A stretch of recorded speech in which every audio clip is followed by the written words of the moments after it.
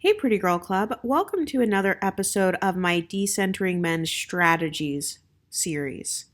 If you haven't caught the other episodes of this series, be sure to look through all of my Decentering Men videos. That is one of the most successful series on my channel. By the way, when I talk about decentering men, the purpose of me talking about this topic, it's not to get women depressed or cause you to hate men or be bitter and angry or anything like that.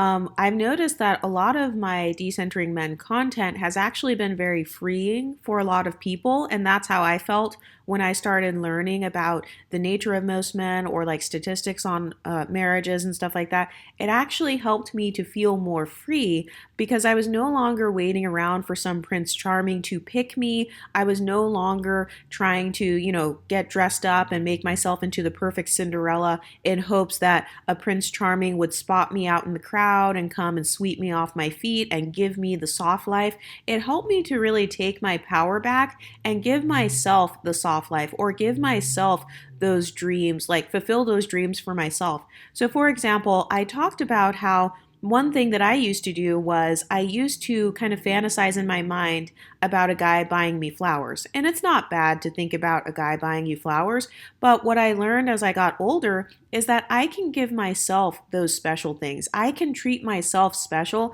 instead of constantly externalizing how special I am and hoping that someone else recognizes my specialness and then treats me special. So one way that I've learned to center myself and to give myself the soft life was to start buying myself flowers. That's something very simple that you can do. You can literally get flowers for $5 at Trader Joe's. You can just put them in your cart and put them in your kitchen, and it can make you feel special. That is one small micro strategy that I've used to kind of decenter men, because basically what you're doing is you are removing the triggers that can cause you to feel lonely or to feel unchosen. I've also noticed that when it comes to the concept of jealousy over who's pretty and stuff like that, this is all centered around the male gaze. Once you decenter men and decenter the male gaze, all of that jealousy over who's prettier, who has a lighter skin tone, who has a better body, 90% of that goes away. Because have you ever noticed how everything that women get jealous of, like when they make these videos saying, oh, these light-skinned girls got more likes than me on Tinder or whatever, it's all based on the male gaze. It's all centered on the male gaze. Or they'll say, oh, black men only want women who are lighter. Okay, so once again, you're centering black men. You're centering the black male gaze. Or with the dating app thing, a lot of women will be centering the white male gaze, or they'll call non-black men, white men, Asian men, or whatever, they'll call them colorists and say, oh, well, even they prefer women who are mixed, part white, part Asian. And so once again, you are centering the male gaze, and it's causing you to have this inferiority complex about your womanhood, about your beauty, and about your self-worth.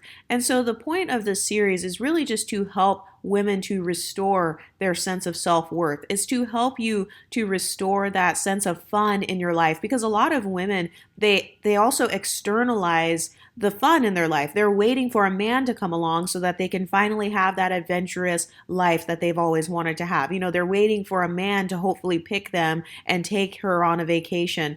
And if a man doesn't pick her, now she's not going on vacations. Or they're waiting for a guy to come and purchase a house for her. And so now here she is. It's her dream to own a house, but she has never gone after that dream on her own because she was waiting around for some guy to hopefully swoop in and kind of save her and purchase the house for her. So I've noticed that a lot of us women are socialized to almost put our lives on hold, or to put certain dreams on hold in hopes that a guy will come along and make it easier and make it softer as far as us achieving that goal. I know that for me, I used to do this in terms of travel. So I would not prioritize traveling and going on vacations and stuff. I would not prioritize going on family vacations or girls' trips because I was kind of like, well, I always have time to go on a vacation. There are always guys trying to talk to me and stuff. So I'm sure at some point a guy is going to take me on vacation. But by doing that, that was still limiting me. I could have gone on a vacation both with a guy and also with friends or family. But I've noticed that the more male-centered you are, basically the more life you end up missing out on, because you are hoping that a man will take initiative in your own life as opposed to you taking the initiative and saying, no, I want to travel to this place. I'm going to go on a trip by myself. I'm going to go on a trip with a travel group. Like you can find groups on Facebook where it's like Black women travel group, Asian women travel group, and you can make friends and they make plans to go to different places. So that's another decentering men strategy that you can use. Instead of seeking only after a man for companionship, first of all, you can find companionship within yourself because I've noticed that being alone does not mean being lonely. Loneliness is really just an emotion. It's a feeling just like happiness, sadness, anger. Loneliness is an emotion. It's a feeling of emptiness. It's a feeling of not being emotionally validated. It's a feeling of lack of emotional support. And believe it or not, for me personally, the loneliest moments I've ever had have been when I was in relationships. Being with a guy and then finding texts on his phone from another woman and he's cheating on me. That was a lonely feeling. Or being with a guy and recognizing that his dustiness basically was dragging us down, and that if I wanted to ever have a financial future or retire or purchase a house, all of that weight was on my shoulders, even with a man. That was a lonely feeling. It's really the lack of emotional support that causes loneliness. It's also boredom. So if you are not investing in your own life, if you're not trying to make your own life exciting and fun, and you feel the sense of boredom, that's really what loneliness is. It's really like a feeling of that boredom. That's a part of it as well. But one of the strategies that I've used to combat that feeling is to invest in myself, invest in my own lifestyle. I want it to be fun to be me.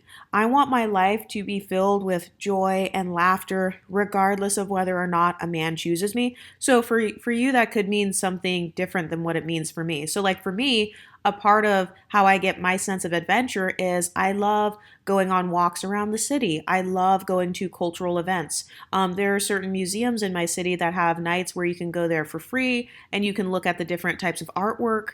Those are some small ways that you can bring back a sense of excitement as opposed to, oh, hopefully some guy on a dating app asks me on a date and hopefully he chooses to take me to the museum. The bottom line is that a man will never be able to meet all of your social needs anyway. So even if you did find a needle in a haystack and you found a unicorn and whatever, even if you found that, he's still not going to be able to meet all of your social needs because provided that he is a straight heterosexual male, he is not going to have all of the same interests as you. So he may not want to go spend 2 hours in the mall getting your makeup done, or, he's still not going to do every single thing with you. So it's better to find a sense of independence as opposed to being codependent. And have you ever noticed how a lot of guys who are kind of like incels, they don't want women to be independent. They want you to be codependent. They want you to need him. They want to have the power over whether or not you live a good life. I also have a Decentering Men episode coming up talking about how men are actually the codependent ones. Women are more independent than men. And this is why a lot of men seek to latch on to women. By the way, not all. If you're a part of the not all police, that phrase has actually been banned from my channel. So if you even say that on my comment section, your comment's automatically going to get deleted. But one strategy that you can use to take back your power is really taking back your own happiness and not externalizing your happiness and saying, oh, well, I'm happy single, but I would be happier if a guy picked me. I would be happier if a guy was, staring at me or buying me flowers or whatever. And I'm just trying to help women get their head out of the clouds because statistically speaking, there is a chance that a guy is most likely not ever going to buy you those flowers. And if he does buy you those flowers, you certainly will not have been the only woman that he has ever bought flowers for. So that sense of feeling special and tying how special you feel to how special a man treats you, that kills it right there. Or at least for me, that's what killed it, was recognizing, wait a minute, if he likes me or if he thinks I'm attractive, that means he thinks anybody who looks like me is attractive.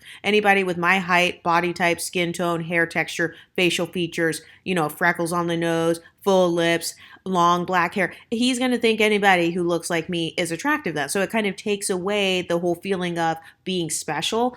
But that is actually a very powerful thing once you take that back and realize, wait a minute, a man thinking I'm beautiful or a man just buying me flowers, that's actually quite low value in the grand scheme of my self-esteem. because whatever special thing he does for me or whatever special thing he claims to like about me is a quality that he would also like in another woman. And so if a guy is going to subconsciously view you as replaceable or as a form of property, etc., well, then why should I put this guy on a pedestal and view him as, oh no, he's my one Prince Charming, he's the one, he's my soulmate, he's my twin flame, he's irreplaceable, I can't, nobody can take his place in my life, he's the most special guy in my life. Well, why would I put him on that level of a pedestal if men are not even socialized to put women on that level of a pedestal ever? A lot of the pedestal, quote unquote, that men put women on is really based on what can she do for me and how can she serve me? How can she serve me sexually? How can she serve me domestically? How can she contribute to my finances? What does she bring to the table? Anytime a man asks that question, he's really asking, how much money can you give me? What do you bring to the table financially is what he's asking.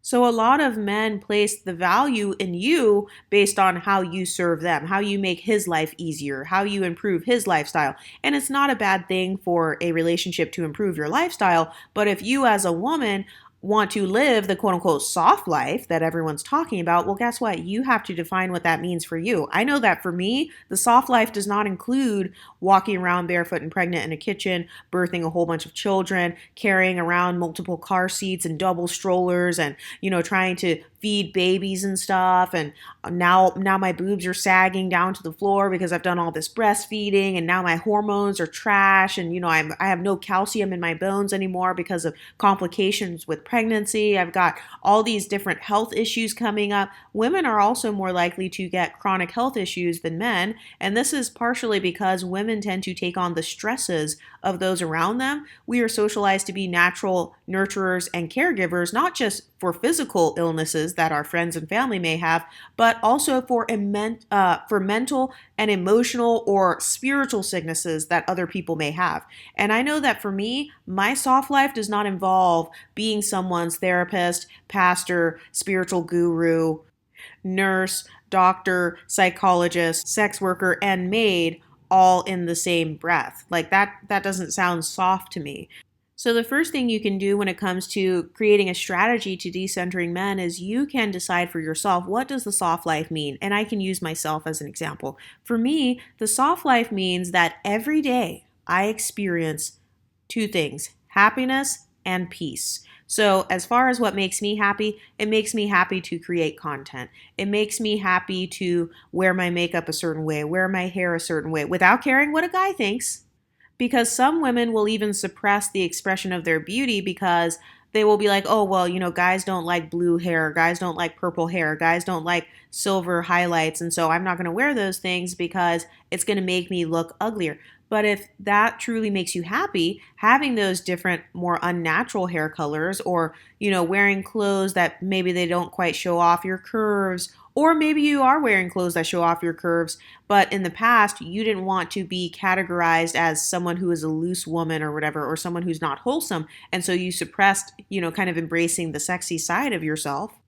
What makes you happy? So I know that for me, the soft life is doing things that make me happy. So that means dressing how I want to dress. That means not allowing a guy to stop me from going to whatever event I want to go to. That was really the biggest decentering men strategy that worked for me. So instead of me arguing back and forth with a boyfriend or hoping that some guy friend asked me to go to the museum or whatever, let's think about this logically here. Most men are not spending their spare time going to museums. You guys already know how a lot of guys spend their spare time. It's video games and porn. They're not spending their spare time going to museums, going to cultural events, going to parades, going to the local festival, trying that new rooftop balcony restaurant, redecorating a house or an apartment and making it all festive for the holidays and slow cooking a nice meal. Most men aren't spending their spare time like that. So why would they suddenly choose to spend their spare time with you in that way? A lot of men are not even thinking along those lines,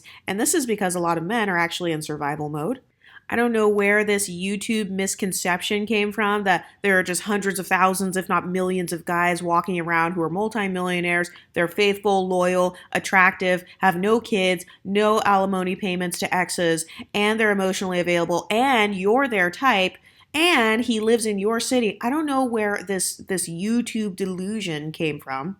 But the chances of that happening are extremely low. So, as a woman, you're actually better off just choosing to be free and enjoy your life and take back your life as opposed to letting all of these years pass you by, letting all of these decades pass you by, letting all of those fun events pass you by, not going on these trips and stuff, not taking a weekend trip or going on a drive to a city nearby and kind of roaming around the little flea markets or roaming around the gift shops. I love doing stuff like that. But one of the decentering men strategies that I used for myself was doing those things on my own or choosing to do those things with girlfriends or even with family members. Like maybe you're close to your mom or your sister or your cousin. Or maybe you have some distant family members that you want to reconnect with. Maybe you can ask a cousin that you haven't seen in a long time, hey, do you want to go out? Do you want to go to brunch?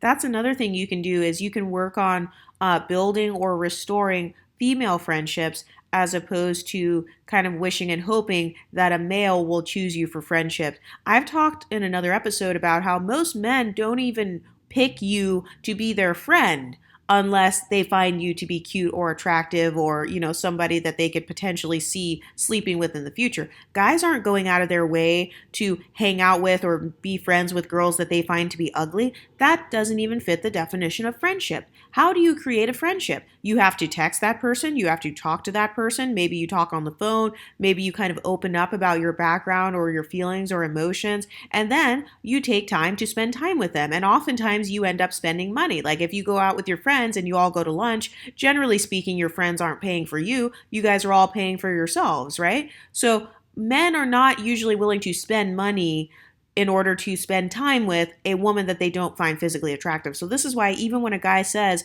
we are just friends, I still feel like in order for him to have even taken the time and effort that most guys won't even take, because like I said, most guys are spending their spare time on video games and porn. That's what the average man is spending his time on. So he's taking away his quote unquote man cave time to hang out with this girl for 2 hours a week, 3 hours a week. No, he's not doing that for a woman that he finds repulsive and unattractive.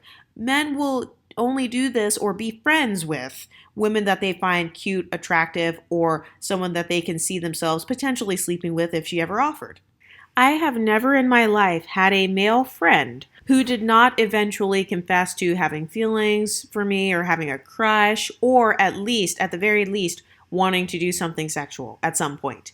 Any guy who has not said things like that, he was an acquaintance. An acquaintance is more like somebody you see and say hi in passing, maybe somebody at work, or, you don't have each other's phone numbers, you don't text or talk outside of these forced social scenarios. That's not what a friend is. Reading is fundamental. A lot of people do not look in the dictionary anymore. Let's look up the definition of the word friend. The definition of the word friend is a person who one knows and whom one has a bond of mutual affection. Guys aren't just walking around giving out their affection to women that they find to be hideously ugly. No, because that guy doesn't want to deal with, oh crap, she's hideously ugly. I'm repulsed by her. I'm disgusted by her. And now I'm showing her this affection and she is becoming attached to me. Friendship involves emotional attachment, even if it is just platonic, even if it's just, something that is not sexual in any way. But how many men do you know who just walk around freely attaching themselves to others emotionally with no hidden motives? Come on. But one thing that I've learned though was to invest my time in creating female friendships or invest my time in creating a positive relationship with myself. That was one of my biggest and most powerful decentering men strategies. So let's say my friends are busy, because even your other girlfriends, they're not going to always have time to like hang out or go to the beach or go to the park or do whatever you want to do. Sometimes they will like be busy with their kids or with their lives. And so I've learned to cultivate a good relationship with myself. So guess what? I've talked about this before on the YouTube and on the Patreon, where it's like, I'm going to go to the park. I might actually do it today, or I may do it another day when it's like not snowing and stuff. But I actually love going to the park no matter what the weather is. I love going on walks and stuff. I've gone on walks in the rain. I've gone on walks in the snow, in the ice, in the heat of the summer. I just love being around trees and stuff. I don't know why. It's just like it's a part of what makes me feel good. Some people do say, by the way, that the negative ions in the trees affect your brain in a positive way and it like releases endorphins and stuff. And this is why people say you should get outside if you are feeling sad and stuff. Another thing that you can do if you still want to interact with guys for whatever reason, but you are taking a break from dating, or maybe you were like an addict when it came to male attention and male validation, and so you want to gradually wean yourself off of that. One strategy you can use is just keeping guys in the acquaintance zone. So this means you can say hi and bye, you happy holidays or whatever. But as far as talking on the phone with these guys for 3 hours, trying to build an emotional connection with him in hopes that it will make him like you more, absolutely not. I stopped doing that about 10 years ago.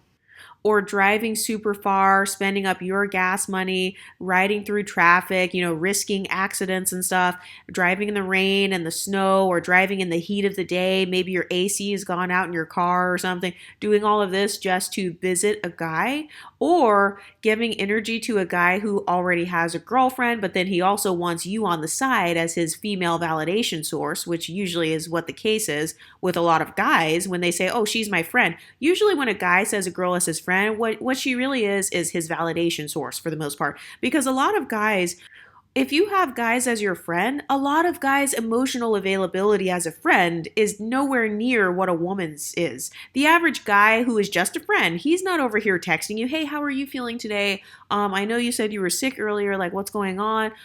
Do you want me to bring you some soup? But a lot of female friends will do stuff like that for their friends or sisters, like family members, cousins, whatever. A lot of female friends will be like, oh, I'll babysit your kid for you for a couple of hours, or hey, do you want to like both bring our dogs to the park, or do you want to both bring our daughters to like go to the zoo and stuff, and we can like hang out, the four of us, and have a girls' day.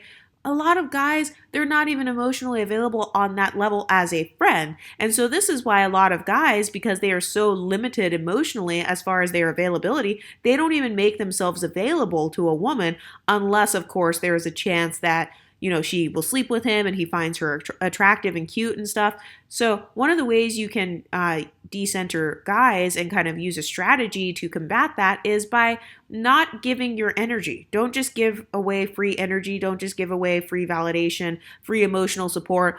Over here texting him like, oh, I saw you at work yesterday at the meeting and you were struggling with your work tasks. Do you need any help? Maybe I can take on some of your extra work tasks. Nope. I'm no longer giving that level of energy. But what do you ladies think? Have you utilized any of these strategies? Are you buying yourself flowers? Are you taking yourself on special solo outings? Let me know what you think in the comment section, and I'll talk to you next time. Stay pretty, ladies.